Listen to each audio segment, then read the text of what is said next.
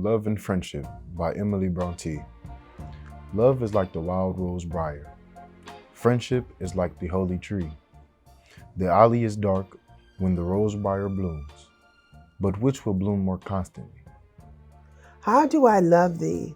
Let me count the ways. I love thee to the depth and breadth and height my soul can reach when feeling out of sight. For the ends of being an ideal grace, I love thee to the level of everyday's most quiet need by sun and candlelight. I love thee freely as men strive for right. I love thee purely as they turn from praise. I love thee with a passion put to use in my old griefs and with my childhood's faith. I love thee with a love I seem to lose with my lost saints. I love thee with the breath, smiles, tears of all my life, and if God choose, I shall but love thee better after death. Sundays too, my father got up early and put his clothes on in the blue-black cold. Then with cracked hands that ached from labor in the weekday weather, made bank fires blaze. No one ever thanked him. I wake and hear the cold, splintering, breaking. When the rooms were warm, he'd call, and slowly I would rise and dress, fearing the chronic angers of that house. Speaking indifferently to him who had driven out the cold and polished my good shoes as well. What did I know? What did I know of love's austere and lonely offices? I know you little, I love you lots. I know you little, I love you lots. My love for you could fill 10 pots, 15 buckets, 16 cans, 3 teacups, and 4 dish pans. It is here. What sound was that? I turn away into the shaking room. What was that sound that came in on the dark? What is this maze of light it leaves us in? What is this stance we take to turn away and then turn back? What did we hear? It was the breath we took when we first met. Listen, it is here. Let me not to the marriage of true minds admit impediments. Love is not love, which alters when an alteration finds, or bends with the remover to remove. Oh no, it is an ever-fixed mark that looks on tempests and is never shaken.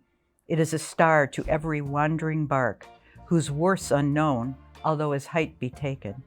Love's not time's fool, though rosy lips and cheeks within his bending sickle's compass come. Love alters not with his brief hours and weeks, but bears it out even to the edge of doom. If this be error and upon me proved, I never writ, nor no man ever loved. Somewhere I have never traveled gladly beyond any experience, your eyes have their silence. In your most frail gesture are things which enclose me, or which I cannot touch because they are too near. Your slightest look easily will unclose me, though I have closed myself as fingers. You open always, petal by petal, myself as spring opens, touching skillfully, mysteriously, her first rose. Or if your wish be to close me, I and my life will shut very beautifully, suddenly, as when the heart of this flower imagines the snow carefully everywhere descending.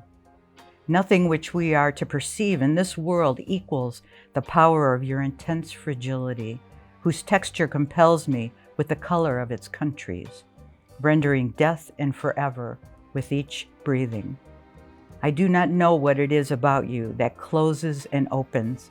Only something in me understands the voice of your eyes is deeper than all roses. Nobody, not even the rain, has such small hands. Not long I discovered love, laughter, and life, made a friend in the form of my sister. her love wove in and around my heart.